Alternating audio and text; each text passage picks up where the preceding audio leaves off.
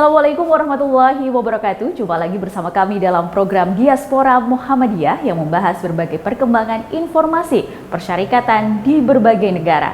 Bersama saya Arina Nur Rahma, inilah Diaspora Muhammadiyah. Ya, pemirsa TVMU, terima kasih masih bersama kami dalam Diaspora Muhammadiyah, dan kali ini kita bersama dengan Mas Firza Nofdi Muhammad selaku Ketua PCIM Tunisia. Langsung saja kita sapa. Assalamualaikum Mas Firza. Waalaikumsalam warahmatullahi wabarakatuh, Mbak Arina. Ya, Mas Firza ini pemirsa baru saja terpilih sebagai Ketua PCIM Tunisia yang baru pada pertengahan Februari yang akan datang, dan kita akan langsung tanya bagaimana Mas pemilihannya. Saya ucapkan selamat, kami dari TVMU mengucapkan selamat atas terpilihnya Mas Firza di pertengahan Februari ya, mengemban tugas, dan bisa diceritakan proses dari pemilihan kemarin. Ya, baik. Terima kasih Mbak Arina kesempatannya. Alhamdulillah kami dari PCIM Tunisia telah mengadakan pemilihan ketua baru yang diadakan pada pertengahan Februari.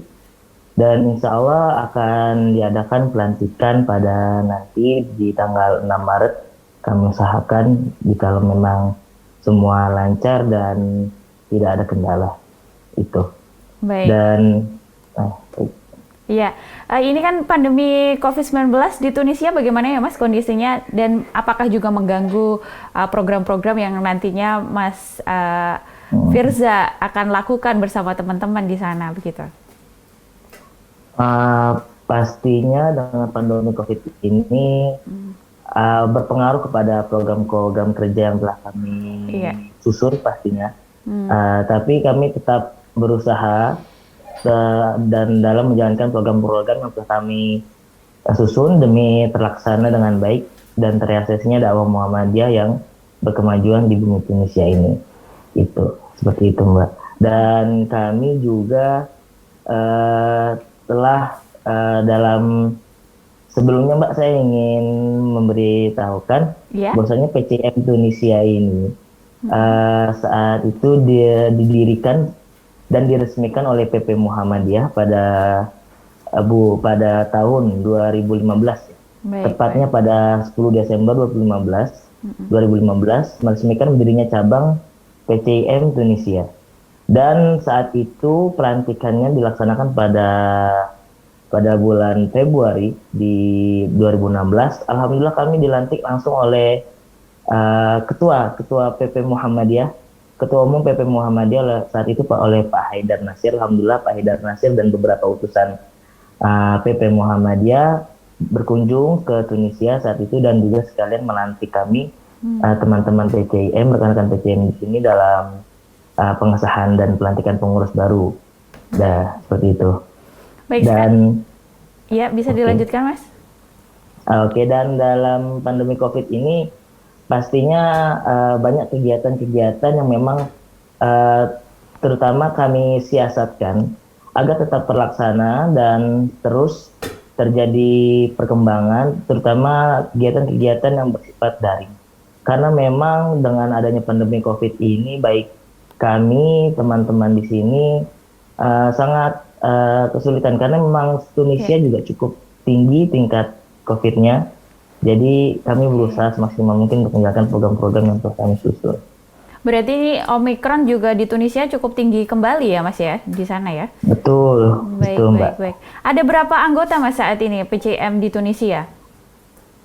PCIM Tunisia saat ini beranggotakan sekitar 14 orang ya Mbak. Karena total mungkin pelajar PPI kita di sini ada PPI Tunisia, itu perkumpulan pelajar Indonesia, Persatuan Pelajar Indonesia di Tunisia, yang berjumlah sekitar 120 orang sampai 130 orang. Dan untuk anggota yang saat ini terdaftar dan aktif di PCIM itu sekitar 14 orang, Pak. Dan itu yang masuk dalam kepengurusan begitu ya Mas ya? Betul. Atau seluruhnya? Betul. Kalau total dari kader-kader Muhammadiyah yang ada di sana yang sedang melakukan studi? Betul, jadi karena mungkin kita sedang ada pendataan juga, karena memang adanya mahasiswa baru yang datang ke Tunisia. Kami Oke, sedang melakukan pendataan apakah ada kader-kader baru untuk menambah jumlah, tapi untuk saat ini yang terdata pada kami baik. itu hanya 14 orang. 14 orang Dan ya. sebagian besar itu mahasiswa, Mbak. Kami Baik. semua di sini rata-rata belajar ilmu syariah Hmm, di Universitas Zaitunah, salah satu universitas tertua juga di dunia. wow. Dan sebagian sebagian kecilnya mungkin sekitar 3 orang itu sebagai tenaga kerja lokal staff di KBRI Tunis. Oh, oke, luar biasa sekali. Bagaimana pertemuan antara 14 orang dan juga mungkin masih Hmm. belum terdeteksi ya, mungkin di kota-kota lain di Tunisia begitu ya. Eh, apa namanya kader-kader Muhammadiyah. Bagaimana untuk berkomunikasinya? Apakah melalui sekarang Zoom Oh. yang sering dilakukan atau bertemu secara langsung begitu memungkinkan untuk dilakukan gitu? Ya Mbak, itu sangat memungkinkan karena memang kita juga memiliki grup Baik. PPI Tunisia dan juga Hmm. grup WNI. Oh, baik. Karena mungkin untuk pelajar dan seluruh WNI di Tunisia ini Mbak, tidak terlalu banyak jumlahnya. Mungkin hanya dijumlahkan jika ditotalkan pelajar dan WNI mungkin hanya sekitar 140 orang. Baik, Salah baik. 150 orang gitu Mbak. Jadi Wow. kita mungkin bisa saling satu sama lain saling mengenal gitu Wah, Mbak. jadi Gitu. Ya ini ya gitu. kekeluargaannya Yang cukup belum erat terdeteksi ya. karena memang ada mahasiswa baru yang baru datang dan Baik. kami belum menanyakan ke mereka apakah mereka dari Muhammadiyah atau memang sebagaimana yang lain gitu. Oke.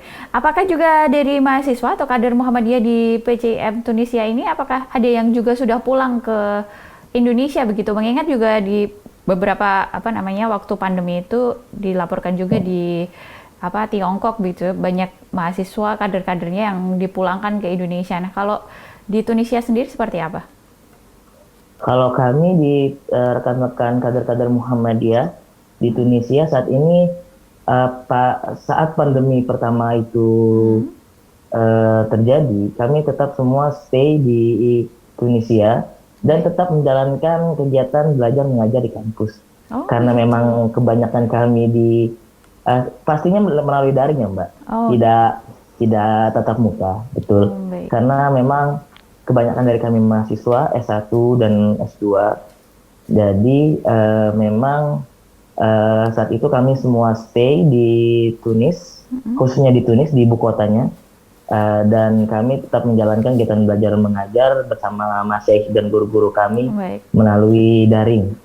Baik, oke Mas Firza, menarik sekali informasi yang Mas Firza sampaikan kepada kami bagaimana perkembangan PCM di sana. Nanti saya akan bertanya lebih dalam lagi usai jeda berikut ini tentu saja. Pemirsa TVmu jangan beranjak dari layar kaca Anda, kami akan segera kembali dengan Mas Firza tentu saja, tetap bersama kami di Diaspora Muhammadiyah. Baik pemirsa TVmu, kembali lagi bersama kami dalam Diaspora Muhammadiyah dan masih dengan Mas Firza Nofdi Muhammad selaku Ketua PCM Tunisia yang baru saja terpilih di pertengahan Februari dan nanti pada 9 Maret ya akan dilantik begitu. Mas Firza, masih semangat Iya ya Mbak, untuk berdiskusi dengan kami? pasti Mbak tentunya. Baik, apa saja yang dipersiapkan Mas Firza di kepemimpinan yang baru ini tentang apa namanya program-program kegiatan yang akan dijalankan selama 2 tahun ke depan mungkin? Untuk program-program kami seperti sebelumnya, mungkin kita melanjutkan program-program yang memang sudah baik dan terus bisa mengkader rekan-rekan PCIM di sini. Ya. Karena memang mungkin jumlahnya tidak banyak secara jumlah, tapi kita terus mengedepankan kualitas kita. Seperti Baik. kita mengadakan kajian rutin, Mbak, setiap bulan di bidang-bidang ilmu syariat. Kami juga punya ahli-ahlinya di sini. Baik. Kita adakan kajian mingguan di bidang-bidang ilmu syariat seperti kajian mustalah hadis, fikih, tafsir, dan sebagainya. Juga kami juga ada diskusi. Selain kajian juga kami untuk mengasah nalar berpikir kami mengadakan kajian seperti kajian bulanan tentang kitab-kitab klasik ataupun kitab-kitab kontemporer Ya. yang pastinya juga masih dalam ilmu syariat karena memang semua kader-kader di sini itu belajar ilmu syariat, entah itu peradaban Islam, tafsir, hadis, fikih atau mungkin dan sebagainya. Dan juga kami akan terus aktif dalam program-program kami di sosial media pastinya. Kami Baik. selalu mengedepankan uh, informasi apa yang telah kami laksanakan dalam program-program kami. Kami juga akan terus berkolaborasi dengan PCM Timur Tengah, Mbak. Oh, Seperti sebelumnya, kami ada pengkaderan hmm, ulama-ulama tarjih Muhammadiyah baik, untuk Timur Tengah dan Afrika. Dan baik, yang saat itu dibawa dinakodai langsung oleh PP Muhammadiyah, khususnya di Majelis Tarjih dan Tajdid. Kami telah mengikuti program-program itu dan juga kami adakan silaturahmi dan diskusi seminar dengan PCM Timur Tengah dan Afrika. baik. Dan kami juga saat ini sedang menerjemahkan, berusaha menerjemahkan beberapa buku, khususnya dari bahasa Arab dan ke bahasa Indonesia pastinya. Dan juga kami akan adakan seminar-seminar internasional. Mungkin nanti kami akan mengundang dari teman-teman dan para tokoh-tokoh Muhammadiyah dari PP khususnya. Nanti kami akan undang untuk menjadi keynote speaker di seminar-seminar kami. Baik, Seperti menarik itu, Mbak. sekali tadi menerjemahkan buku Arab ke Indonesia gitu. Bukunya apa saja Mas? Berkaitan dengan buku keagamaan atau Iya, berbagai macam keilmuan lain gitu? saat ini kami fokus di buku tentang keagamaan, khususnya di Baik, ilmu syariat, ya, syariat Islam. Tapi juga kami sangat ingin menerjemahkan di semacam pemikiran-pemikiran ulama-ulama Tunisia yang baik. mungkin relevan dan bisa kita praktikkan di Indonesia dan kita adopsi pemikiran yang memang cukup progresif Iya. bagi kami tentunya, dan saya yakin bisa bermanfaat untuk teman-teman di Indonesia. Baik. Bagaimana sih sejauh ini animo dari masyarakat bahkan juga ulama-ulama melihat geliat kegiatan dari Muhammadiyah atau kader-kader Muhammadiyah yang ada di Tunisia, Mas? Baik, Alhamdulillah Mbak, dari kami Baik. teman-teman Indonesia, Hmm? khususnya teman-teman PCM juga, terhadap kegiatan-kegiatan kami selalu melibatkan dan berusaha melibatkan para guru-guru kami dan masyayikh-masyayikh kami, ulama-ulama kami di Tunisia Iya. dalam beberapa kegiatan seperti mengajarkan kami. Jadi ada kajian khusus yang pengajarnya itu adalah syekh dari dosen kami di kampus ataupun dari masjid-masjid yang ada di Zaytuna, syekh-syekh yang ahli di bidang hukumnya, kami panggil dan kami adakan kajian dan untuk mengajarkan istilah talaki seperti itu, Mbak. Kita Oh, adakan kajian, pertemuan dan mengajar beberapa kitab, hataman kitab, dan alhamdulillah ini sangat direspon sangat positif oleh guru-guru kami di sini, ulama-ulama kami, demi terjadinya dakwah Muhammadiyah di bumi Indonesia nanti. oh, Istilahnya pengkaderan kami oleh ulama-ulama Tunisia demi tercapainya kader-kader tarjih khususnya yang akan kembali nanti ke Indonesia.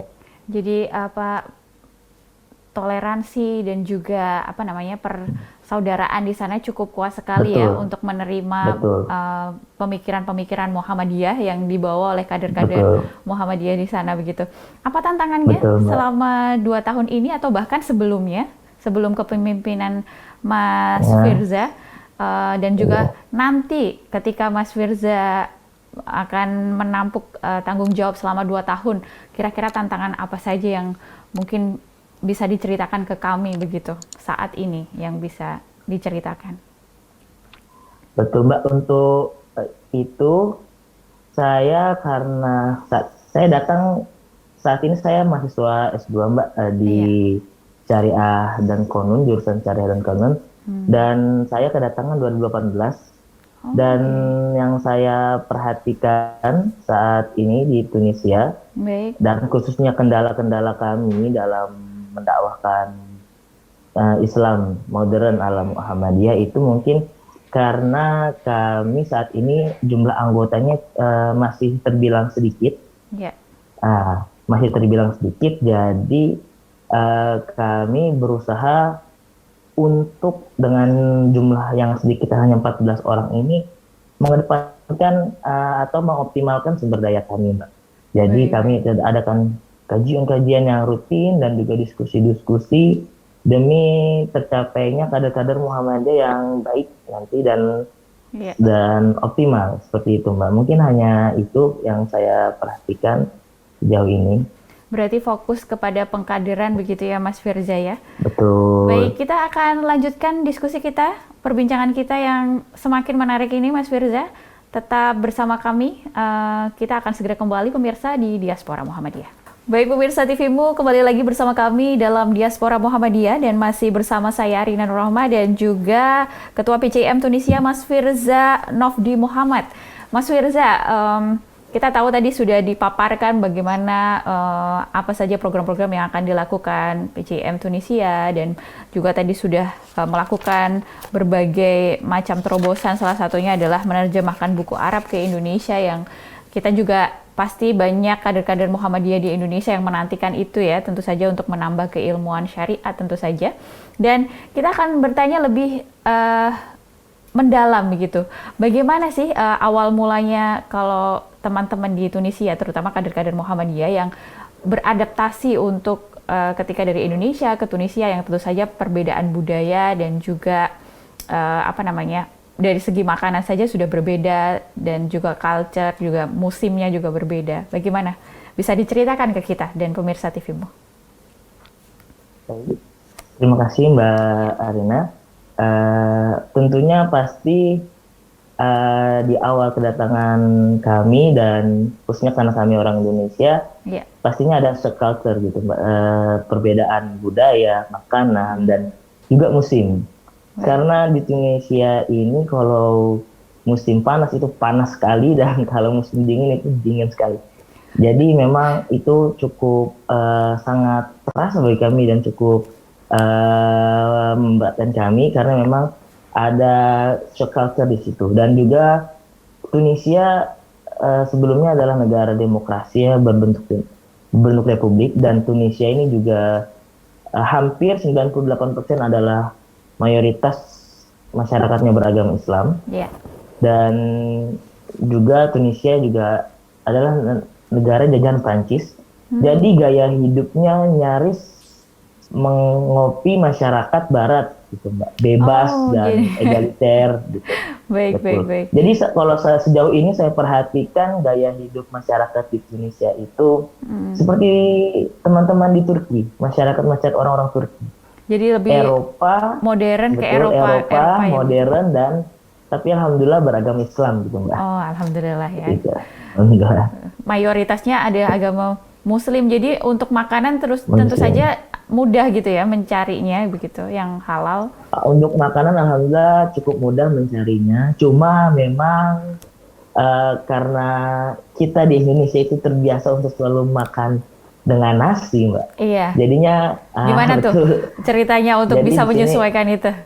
Nah, untuk menyesuaikan di awal-awal juga saya tidak semuanya ketika 2018 saya awal datang ke sini. Baik. Saya itu jarang sekali jajan atau mungkin makan di rumah makan atau restoran yang ada di Tunisia. Saya lebih senang untuk masak sendiri karena saya masih bawa bekal dari Indonesia ketika itu seperti sambal terasi, teri dan sebagainya macamnya. Mungkin cukup dengan waktu. Tapi alhamdulillah dengan kesini-sini dengan berjalannya waktu kita semua di sini teman-teman Muhammadiyah bisa beradaptasi dengan makanan-makanan dan alhamdulillah sampai saat ini cukup nyaman hidup di Tunisia dan alhamdulillah dengan segi politiknya juga maju dan memang bersifat demokratis dan sangat rasional. Untuk segi keamanannya sendiri bagaimana? Alhamdulillah untuk segi keamanan Tunisia termasuk salah satu negara di Afrika Utara yang tingkat kriminalitasnya itu cukup rendah, Mbak. Karena mungkin Tunisia juga negara yang berkembang dan cukup maju di kalangan negara-negara Afrika Utara, khususnya di benua Afrika ini, dan cukup hijau, maka Tunisia juga disebut walaupun memang kita di Afrika, Ya. kita tidak gersang dan seperti apa itu. Iya. Kita, Jadi memudahkan para ya, kader Muhammadiyah di sana ya. Selain aman, tadi makannya juga mudah betul, dicari begitu. Paling menyesuaikan betul, apa namanya masakan-masakan yang biasa dimakan di Indonesia dan juga Tunisia begitu ya. betul, Baik. betul. Baik, ada pengalaman unik dari kader-kader Muhammadiyah yang awal-awal sedang hijrah ke Tunisia begitu? Yang bisa diceritakan ke kami?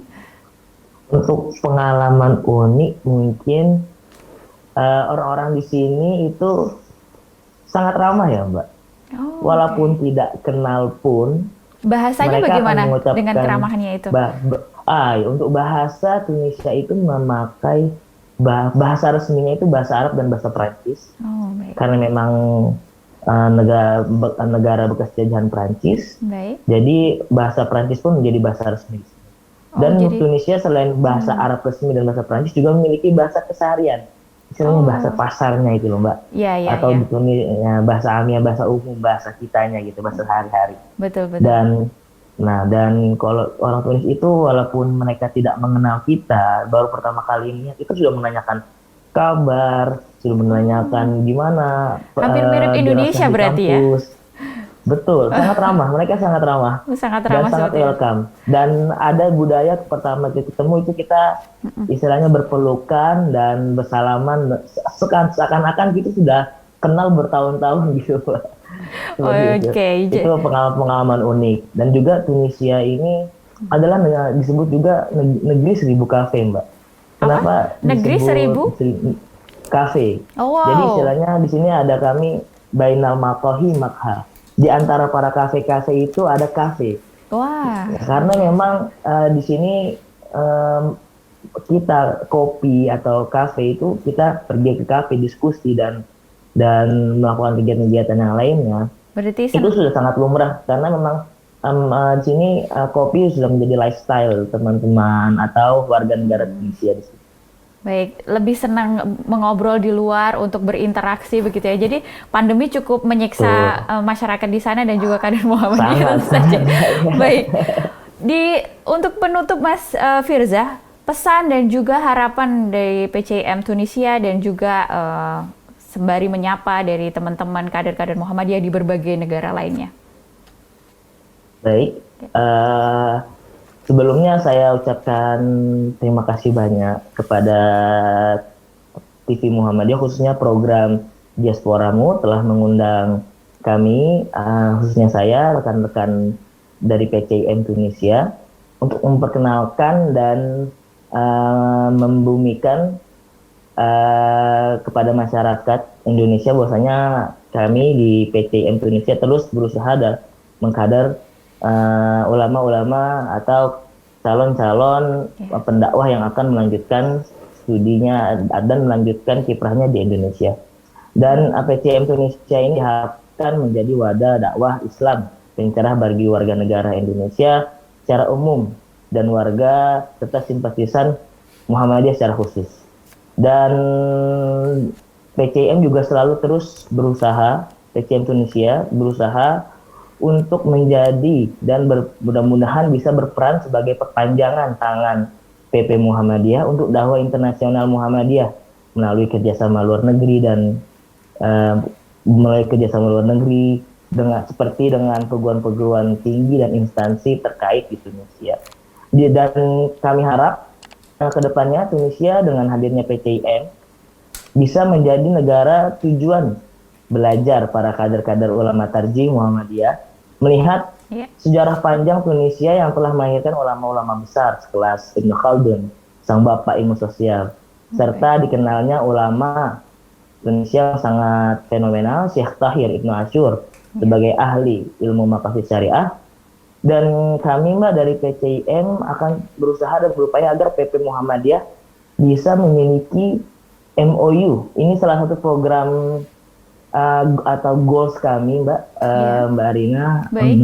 yang akan kami laksanakan, yaitu kami akan berusaha untuk mengkontak dari PP Muhammadiyah di Yogyakarta pusat untuk mengirimkan kader-kader terbaiknya dari Muhammadiyah ke bumi Tunisia. Karena kami ingin sekali, kami akan berusaha dari sini untuk Muhammadiyah memiliki MOU Ya. agar pengkaderan terus berjalan dan rekan-rekan pelajar Muhammadiyah bisa melanjutkan studi di bumi Tunisia ini. Mungkin kalau memang nanti ada pengurus-pengurus yang berkecimpung di PP Muhammadiyah dan mendengar ini, mungkin bisa membantu kami untuk mengoneksikan antara kami dan PP Muhammadiyah demi terrealisasinya. Kami akan berusaha kepada PP Muhammadiyah agar memiliki MOU terhadap Universitas Zaitunah yang memang salah satu universitas tertua yang telah ada di bumi ini. Jadi mungkin akan kami usahakan Muhammadiyah memiliki MOU dan terus bisa mengirim kader-kader ulama tarjih Muhammadiyah di Tunisia ini. Mungkin seperti itu, Mbak. Baik, luar biasa sekali. Semoga ini bisa didengar seluruh kader Muhammadiyah di berbagai negara, terutama kader Muhammadiyah yang ada di Indonesia untuk semangat dan mau bergabung dengan PCIM Tunisia dan belajar menuntut ilmu di sana, karena keilmuan di sana tentang ilmu keagamaan juga sangat banyak sekali ya Mas Firya. Sekali lagi saya ucapkan terima kasih atas waktunya. Demikianlah pemirsa untuk perbincangan kita dengan Mas Firza Nofdi Muhammad selaku Ketua PCIM Tunisia Negeri Seribu Cafe.